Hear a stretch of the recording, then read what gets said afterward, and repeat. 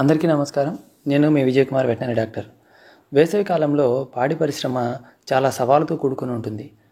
ఈ పరిశ్రమలో మనం ఎదుర్కొనే సమస్యలు, వాటికి ఎలా నివారణ చేసుకోవాలి అనేటువంటి విషయాలను మనం ఈ వీడియోలో తెలుసుకుందాం. ముఖ్యంగా పశువులలో ముఖ్యంగా ఆవులు 25 నుంచి 30 డిగ్రీల సెంటీగ్రేడ్ ఉష్ణోగ్రత ఉన్నప్పుడు వాతావరణంలో వాటి యొక్క ఉత్పత్తి సామర్థ్యం అనేది బాగా ఉంటుంది. అలాగే గేదెల్లో కూడా 35 డిగ్రీల సెంటీగ్రేడ్ వరకు టెంపరేచర్ ఉన్నప్పుడు వాటి సామర్థ్యం బాగా ఉంటుంది. కానీ మనకు ఈ వేసవిలో ప్రస్తుతం 40 నుంచి 46 డిగ్రీల సెంటీగ్రేడ్ వరకు వాతావరణంలో ఉష్ణోగ్రత వెళ్తూ ఉంది.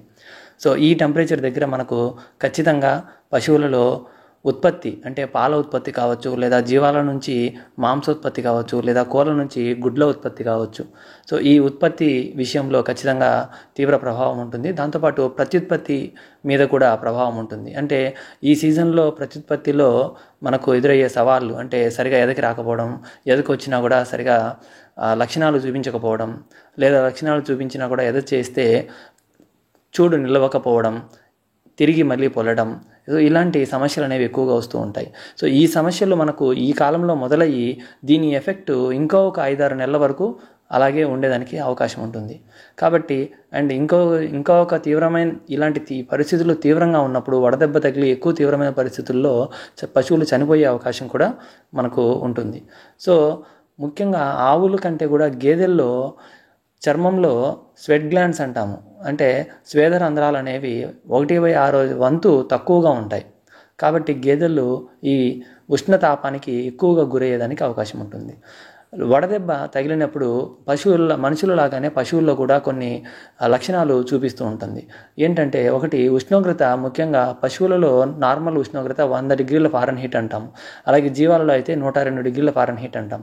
కానీ ఈ వడదెబ్బ తగిలినప్పుడు మాత్రం పశువుల్లో ఉష్ణోగ్రత అనేది విపరీతంగా పెరిగిపోయి 103 నుంచి 105, 106 వరకు కూడా వెళ్ళిపోయేదానికి అవకాశం ఉంటుంది. అలాగే శ్వాసక్రియ రేటు బాగా పెరిగిపోతుంది, నాడి వేగం పెరుగుతుంది, పశువు ఉన్నటువంటి బాగా ఊగుతూ ఉంటుంది గ్రేజింగ్కి వెళ్ళినప్పుడు. అలాగే జొల్లు ఎక్కువ కారుతూ ఉండడము, నోరు తెరుచుకొని గాలి తీసుకుంటూ ఉండడము, అలాగే తూలుతూ ఉండడము, సరిగా నడవలేకపోవడము. ఇలాంటి లక్షణాలన్నీ, వీటితో పాటు చర్మం అనేది కూడా బాగా ముడుచుకొని పోయి ఉండడము, అలాగే మోషన్స్ అవుతూ ఉండడము, నీరసంగా ఉండడము. ఇలాంటి లక్షణాలన్నీ మనం చూసినప్పుడు ఈ కాలంలో, ముఖ్యంగా ఈ సీజన్లో సమ్మర్లో అది వడదెబ్బగా మనం దాన్ని పరిగణించాల్సి ఉంటుందండి. ఈ వడదెబ్బ రాకుండా ఉండాలంటే నివారణ చర్యలు ఎలా తీసుకోవాలి, ఏం చేయాలి అని అంటే, ముఖ్యంగా గ్రేజింగ్ టైం అంటే మనము పశువులను మేతకు తీసుకుపోయేటువంటి సమయాన్ని మనము మానిటర్ చేసుకోవాలి. అంటే ఉదయం 6 నుంచి 10 లోపల, అలాగే సాయంత్రం 5 నుంచి 7 లోపల. ఈ టైంలో మనము మేతకు తీసుకుపోవడం అనేది ఉత్తమమైనటువంటి సమయం. అలాగే ఈ సీజన్లో ముఖ్యంగా పశువులకు దాదాపు 50 నుంచి 60 లీటర్ల వరకు శుభ్రమైనటువంటి త్రాగునీరు అనేది మనం అందుబాటులో ఉంచాల్సి ఉంటుంది ఎల్లప్పుడూ. అలాగే మాయిశ్చర్, నీటి శాతం, తేమ శాతం ఎక్కువగా ఉన్నటువంటి పచ్చిగడ్డిని ఎక్కువగా పశువులకు ఇవ్వాల్సి ఉంటుంది. అలాగే షెడ్డులో కంటే కూడా బయట చెట్ల నీడ కింద పశువులను కట్టివేయడం ఇంకా మంచిది. ఒకవేళ చెట్ల నీడ లేనట్లయితే షెడ్డు లోపల పెట్టేటట్లయితే, షెడ్డు పైన రేకులు ఉన్నట్లయితే ఒకవేళ దానిపైన ఏవైనా ఆకులు కానీ బోధ ఏదైనా వేసి దానిని తరచూ స్ప్రింక్లర్స్ సహాయంతో ఏవైనా తడుపుతూ ఉండడము మంచిది. అలాగే కింద ఫ్యాన్లు పెట్టుకోవడం కానీ, లేదా కూలర్ పెట్టడము.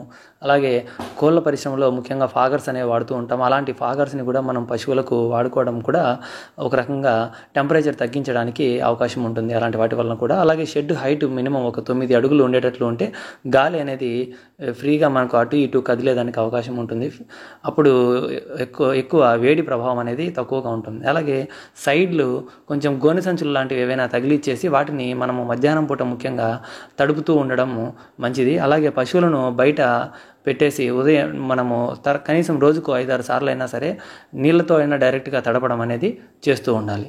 ఇలాంటి చర్యలు తీసుకోవడంతో పాటు పశువులకు ఈ ఉష్ణ ప్రభావం అనేది తగ్గడం కోసం శరీరంలో మినరల్స్, అలాగే విటమిన్స్ ఎక్కువగా ఉన్నటువంటి మినరల్ మిక్చర్లు లాంటివి పౌడర్ రూపంలో కానీ, టానిక్ రూపంలో కానీ తరచూ ప్రతిరోజు ఇస్తూ ఉండాలి.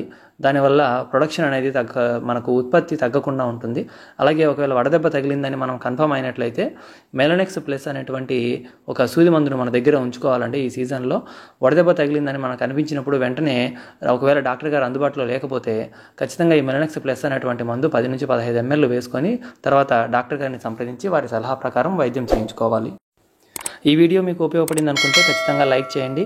అలాగే మన ఛానల్ని ఇంతవరకు సబ్స్క్రైబ్ చేసుకున్నట్లయితే తప్పకుండా సబ్స్క్రైబ్ చేసుకొని పక్కన ఉన్నటువంటి బెల్ ఐకాన్ని ప్రెస్ చేసి ఆల్ అనేటువంటి నోటిఫికేషన్స్ని సెలెక్ట్ చేసుకోండి.